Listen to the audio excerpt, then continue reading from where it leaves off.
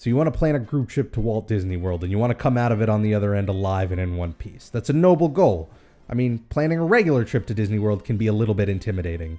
It is one of the most fun vacation destinations in the world, but it is certainly not one of the most relaxing. There's a ton to do. There's a lot of planning that goes into it. And when you have a bunch of people in your group, it just makes it that much harder. Luckily, plenty of people have done it in the past, and I would love to share a little bit of advice that I have as somebody who's planned a couple of group trips now to Disney World on how to make it a more enjoyable experience, both in the planning stages and in the vacation stages.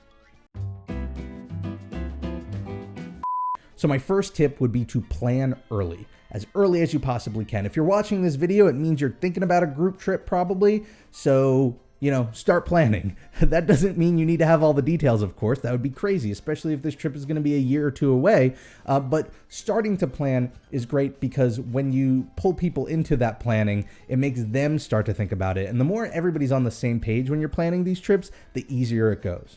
What I like to do with my group, it's, pretty similar group, and we like to go every couple of years, is on the last day of our Disney trip, when we're like getting ready, packing our bags, heading out through Magical Express, we start to talk about when we want to go again. And like I said, we don't have to get into details with that. Like when we do that planning, it's never, we want to go this date to that date. We don't even whittle it down to months. Sometimes it's just as simple as, okay, so are we going to go in, maybe early 2019? Summer 2019, fall 2019, that's sort of that general. And there's nothing formal. Nobody's marking anything in their calendars. It's just that sort of discussion, because when you have that discussion, that's when all of these, road bumps will start to pop up. And the sooner you see them, the sooner you could work around them, whether it's, people important to the group who are going to be doing something at that point, because maybe they have another trip planned. The more information you have, the better it is to plan. And so the sooner you start talking about all of that, the sooner you can actually start resolving all of these issues. That said, about a year out, that's when I start communicating with the group. Again, we're not booking anything. We're not setting hard dates yet, but we're talking about it, because as soon as we talk about it, it's in their minds. And that's when they can start to raise any red flags, whether it's plans that they have or money issues or just like seasonal things. They could just start to throw in their 2 cents. And then I'd say at about 5 or 6 months out from the trip itself, that's when we really start to book everything. This is when it's really good to start to get detailed. By that point, between that 1 year mark and the 5 or 6 month mark, that's when we settle on dates. We start to have that conversation. What month, what week in the month, you offer all those options. You see what works best for everybody. And then as you start to book things, that's when you're making hard decisions on where you want to stay, what days you want to stay, how many days. As far as a timeline, that's what I try to stick to. I try to, as early as possible, get people talking about it, thinking about it. And then about a year out, I try to get some sort of communication going, which I'll talk about in a future tip. And then about 5 or 6 months out, I start to actually get people booking things. So as I mentioned in the last tip, about a year out, I want to open some lines of communication so that we can start to have discussions as a group about the trip so we can plan together. Now, that is super important. Have some sort of dedicated form of communication. It's 2016, in this day and age, I think the easiest way to do it is to just start an email thread. I start very broad. About a year out, I will email everybody who has expressed any sort of interest in coming with us next time, because that's inevitably how it goes with our group, at least, is, photos get posted on Facebook and videos get posted online. And so some of our other friends who didn't join us see that and they see how much fun it is and they say they want to come next time. And so I always try and keep track of people who are interested, and I start a thread and I talk about the basics. I talk about the basics of what, a typical week-long vacation at Disney World is going to cost people, what it involves, the flying, the parks, that sort of stuff. Just sort of like something to provide people with information if they've never been to Disney World before. And what that does is that gives them a good idea of whether or not they're really going to come. And eventually, with all these group planning threads, they start with all of the names of people interested, and it just sort of gets whittled off. Every time somebody backs out for a reason or decides against it or, doesn't even express interest, maybe they're not answering their emails after a couple of weeks, I'll just start to pull them off the email. So what's left is the core group of people who are actually going to go. And that thread will continue for the rest of the year. Doesn't mean we're talking every day about Disney, obviously. It doesn't take that much work to plan a trip, even though it feels like it sometimes. But that is the thread will always return to with updates, whether it's time to book flights or hotels or pricing updates, that sort of thing. It's something that people can come back to and have that conversation with, because, the reoccurring theme with all these tips is the more communication with your group, the better, because planning a group trip is all about solving problems, because there are so many more problems when it's a group trip than when it's like a solo trip or, one or two people. And the sooner you get those problems, the sooner you can deal with them and solve them. And having that email communication is a really good way to do that. So this next tip sounds a little similar to the last one I just gave, but it is different and it is very important, or at least I found it to be very important when planning a group trip. And that is to have a singular source of all of the information, everything you need to know about the trip, all of the finer details. Now, you might be thinking, why not just throw it all in that email thread? Well, you could technically if you needed to. The thing is, an email thread's a little more linear. Somebody wants to find a detail that was thrown out in one email, they're going to have to go digging for that one email. And if you start this thread a year out from the trip, it kind of turns into a long thing. I mean, we've done this with things like Penny Arcade Expo as well as Disney, and those threads can sometimes be hundreds of emails long. So that said, having a central source of all of the details that's easy to navigate is also pretty important. What I like to do is I start a Google Doc. And that Google Doc has all of the information. Now it starts with a lot of the hypothetical information. And then as more solid details for the trip come in, I put it all there. And I put everything there. When people start booking their flights, and a lot of my friends are in different parts of the country, so a lot of us are flying out from different cities at different times, I put all that information there.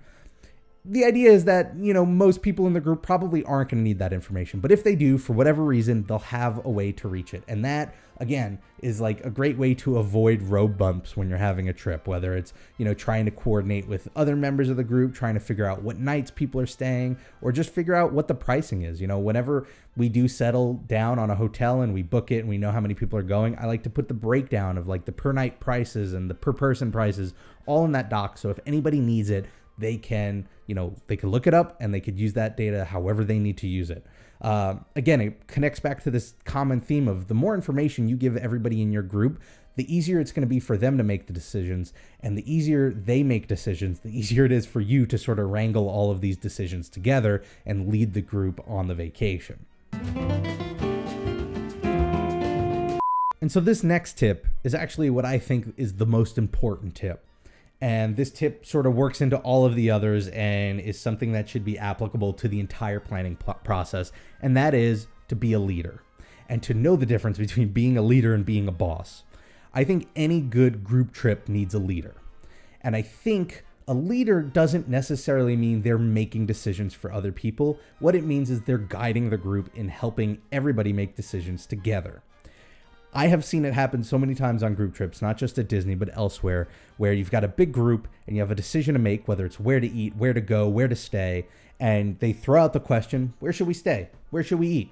And just nothing happens because half of them don't know, the other half are okay with anything because they're pretty laid back. Maybe somebody has an idea, but they don't want to speak up. I've just seen it, like, people freeze up as a group, and sometimes it's just frustrating. It's frustrating to see, everybody want to do something but not know what to do because nobody's willing to sort of take the lead and start it off. Now, that might sound like advice for being a boss, to say, well, I'm going to decide we're eating here, and I'm going to say we're going to eat here, and I'm going to bring everybody there. That's not necessarily what being a leader is when you're doing a group trip. Being a leader can be as simple as throwing a suggestion out there. I feel like when people are trying to make decisions, they're much better at making a decision when they have some sort of frame of reference than whether it's in a vacuum. So if I ask somebody, where do we want to eat on Wednesday? They might lock up. You think about Disney, there's so many places to eat. Where are you going to pick? But if I say, hey, do you want to eat at a sci-fi dine-in theater on Wednesday? Well, that gives them some reference. They can start then thinking, from that reference point, what do they want to eat? Is that the kind of thing they'd want to eat? Maybe they're cool with it. Maybe you've got some laid back people and they're down and they'll go with the flow. Maybe they realize by thinking about that option that they want something a little nicer. And so then they throw back that feedback. Well, maybe we could eat, 1900 Park Fare or something like that. And that's where the distinction between being a leader and being a boss comes from. Don't throw out ideas as if they're the decisions that you're going with. Concrete 100%. Throw them out there as a starting point so that as a group you guys can come to a decision. If somebody shoots down an idea, don't take it personally. That just means they don't want to do that thing, and you have that conversation. So being a leader is really important. And this applies to all levels. You know, I'm using lunch at the parks as an example, but it goes all the way back to the very first step when you have that first discussion about the trip. You know, somebody needs to be the leader to say, well, how about we go early 2019? And from there, somebody in their mind will think of that date, and maybe it's perfect for them, maybe it's too late, maybe it's too soon, maybe they've got something going on, and then they could reply to it. And from there, you can go and try and work out this decision, which is always going to be a little tough because the more people you have, the more variables you're dealing with. But it's important to have that throwing off point, and that's what being a leader is all about. And my last piece of advice for planning a group trip to Disney is to just keep it loose. You know, just because you're planning a lot, and there is a lot of planning involved, and there's a lot of details and a lot of coordination, doesn't necessarily mean it needs to be rigid. Things change. The more people in your group, the more that is going to be true. What I like to do is try and set up a couple of pillars within the group trip, or at least they're pillars in my mind. And usually, and maybe that's because I'm a New Yorker, maybe because I love food, or I don't know, but when I think of those pillars, I think of meals together. You know, I'll think of like 2 or 3, maybe 4 times throughout a group trip, depending on the length of the trip, that I would like everybody to be together so that we can all eat together and have a good time together. And that's it. Beyond that point, I try to let everything be as flexible as possible. 2 people in the group want to go off on their own and go to a different park on a certain day, go for it. Maybe they're feeling a little under the weather, they want to relax, they'd rather skip their fast pass for, you know, Seven Dwarfs Mine Train to go hang out by the pool. Relax, let them. It's fine. You know, at the end of the day, this is a vacation, and a vacation is supposed to be relaxing, it's supposed to be fun, and trying to stick to a rigid itinerary is just like not the way to do it. Now, some people are like that, I get it. In the Disney World, some people are really like that. I've seen really complex minute-by-minute breakdowns of how to spend their day in the parks. And if that's your style of touring the parks, go for it. Have a good time. The thing is, when you have a big group, odds are not everybody's going to be like that. In fact, I would like to assume that most of the people who are super hyper, you know, planners down to the minute are the minority. And so, you know, if you're planning the group trip and that's the type of person you are, that's fine for you, but don't try and hold the rest of your group to that, because it's just not going to work out well. Or it's going to work out perfect, but then everybody's going to hate you because you're just sort of being the boss of the trip. And again, it's about being a leader, not being a boss. So, you know, plan those few moments and plan them early, like everything else in the trip. The more details and the sooner you can, the better. You know, with Disney, I think a lot of them, you know, revolve around eating. And so we like to do things like Hoop-de-Doo or Ohana. And those are great because you have to buy tickets ahead of time for those meals. So it does sort of help lock people into it, where you're committing.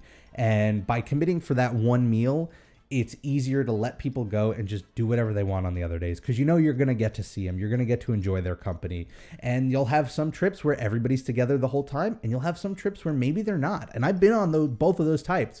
And it doesn't matter if it's friends or family. I've had a family big group trip where we all split up for pretty much the whole trip. We had like maybe one dinner together as an entire group. And then I've had other group trips where everybody's together the entire time.